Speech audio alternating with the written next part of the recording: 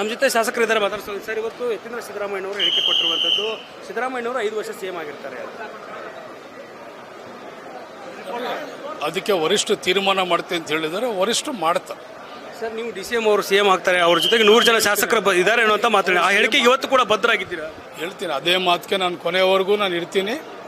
ಅವ್ರು CM ಆಗ್ತಾರೆ. ಎಲ್ಲೋ ಒಂದು ಕಡೆ ನಿಮಗೆ ನೋಟಿಸ್ ಕೊಟ್ಟು ನಿಮ್ಮ ಮೇಲೆ ಒತ್ತಡ ಇರುವಂಥ ಕೆಲಸವನ್ನು ಮಾಡಿದ್ರು. ಆದರೆ ಯತೀಂದ್ರ ಸಿದ್ದರಾಮಯ್ಯ ಪದೇ ಪದೇ ಹೇಳಿಕೆಗಳು. ಕಾಂಗ್ರೆಸ್ ಶಿಸ್ತಿನ ಪಕ್ಷ, ಕಾಂಗ್ರೆಸ್ಸಲ್ಲಿ ಇವೆಲ್ಲ ಶಿಸ್ತು ಎಲ್ಲರೂ ಪಾಲನೆ ಮಾಡಬೇಕು. ನನಗೂ ಕೊಡ್ತಾರೆ, ಬೇರೆಯವ್ರಿಗೂ ಕೊಡ್ತಾರೆ, ಅದರಲ್ಲಿ ಏನು ಇದಿಲ್ಲ.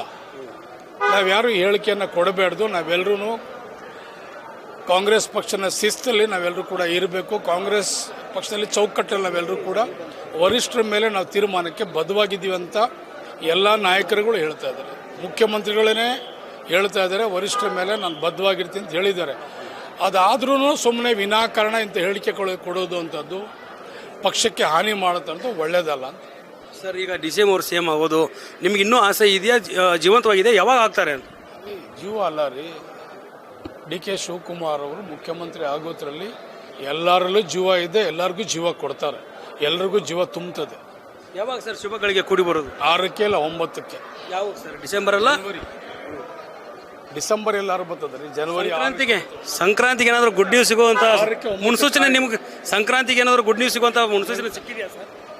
ಮಾತಾಡೋದು ನಿಮ್ಗೆಲ್ಲರಿಗೂ ಮುನ್ಸೂಚನೆ ಸಿಕ್ಕಿದೆ ಅಂತ ಸರ್?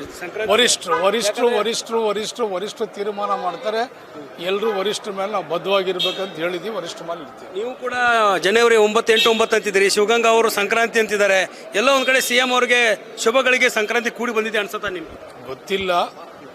ನಾವು 6ಕ್ಕೆ 9ಕ್ಕೆ CM ಆಗ್ತಾರೆ. Okay sir, thank you. ಇದಿಷ್ಟು ರಾಮನಗರ ಶಾಸಕರಾಗಿರುವಂಥ ಶಾಸಕ ಇಕ್ಬಾಲ್ ಹುಸೇನ್ ಅವರ ಮಾತು. ಕ್ಯಾಮರಾ ಪರ್ಸನ್ ಯುವರಾಜ್ ಜೊತೆ ದುರ್ಗೇಶ್ ನಾಯಕ, guarantee news, Belagavi. Guarantee news, ಸುದ್ದಿ ಖಚಿತ, ನ್ಯಾಯ ನಿಶ್ಚಿತ.